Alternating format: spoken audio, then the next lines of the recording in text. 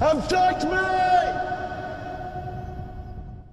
So perhaps you can tell us, you were at the head of the UFO project for 3 years and you've researched other cases since. What kind of abduction stories have you come across? There are some common themes that run through these sorts of things. I mean, at basic level, you get somebody who claims to have seen a UFO, and then they'll have a period of so-called missing time. They'll perhaps be on a journey in a car, and they'll get home, you know, an hour or two later than they should have done on, say, a regular journey, and they'll have no idea what happened in that missing period, other than perhaps a vague recollection of seeing a strange light in the sky.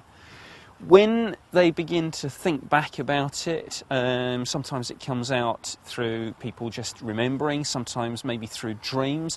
They begin to suspect that something happened in that period of missing time. Something happened and their memory was wiped. And then you get into the whole business of regression hypnosis, which a lot of people use to probe this period of missing time. And that's when you get quite a standardised account. And that's quite interesting because it comes out from people who very often have little or no knowledge of the subject, and people who don't know each other, and yet a fairly similar narrative structure emerges. In other words, somebody is taken into a spaceship, they're placed on their back on some sort of table or raised platform. Very often people describe being paralysed, very often lines of dialogue like "this won't hurt" or "we mean you no harm" will be heard.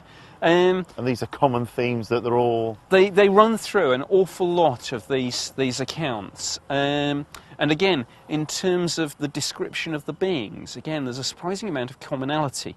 People describe entities which are essentially grey in colour, about 3.5 or 4 feet tall, with disproportionately large heads, quite spindly arms and legs, essentially humanoid, but the most striking feature is large black almond-shaped eyes. Abduct me!